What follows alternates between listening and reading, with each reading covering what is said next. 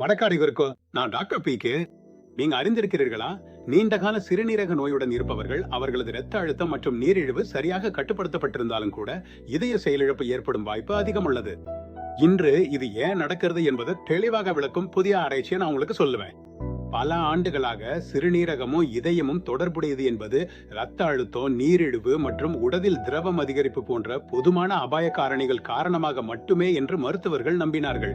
ஆனால் இந்த விளக்கம் முழுமையானதல்ல. புதிய ஆராய்ச்சி ஒரு முக்கியமான விஷயத்தை காட்டுகிறது. சிறுநீரகம் சேதமடைந்தால் அது சிறிய துகள்களை இரத்த ஓட்டத்துல வெளியிடுகிறது.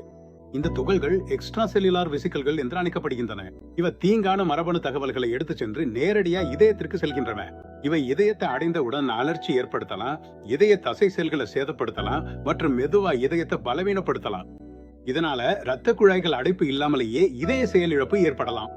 எளிமையா சொன்னால் சிறுநீரகமே இதயத்திற்கு தீங்கு விளைவிக்கும் சிக்னல்களை அனுப்புகிறது. ஆராய்ச்சியாளர்கள் சிறுநீரக நோய் உள்ளவர்களும் இல்லாதவர்களும் இரத்த மாதிரிகளை ஆய்வு செய்தனர்.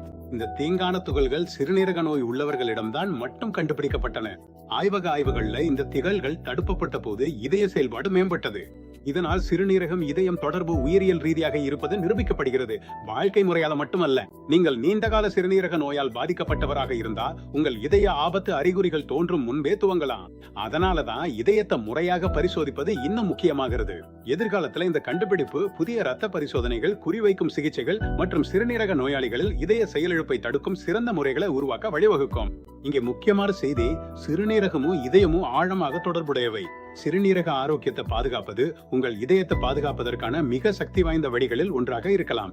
அறிவியல் அடிப்படையிலான எளிய மருத்துவ கல்விக்காக தொடருங்கள்.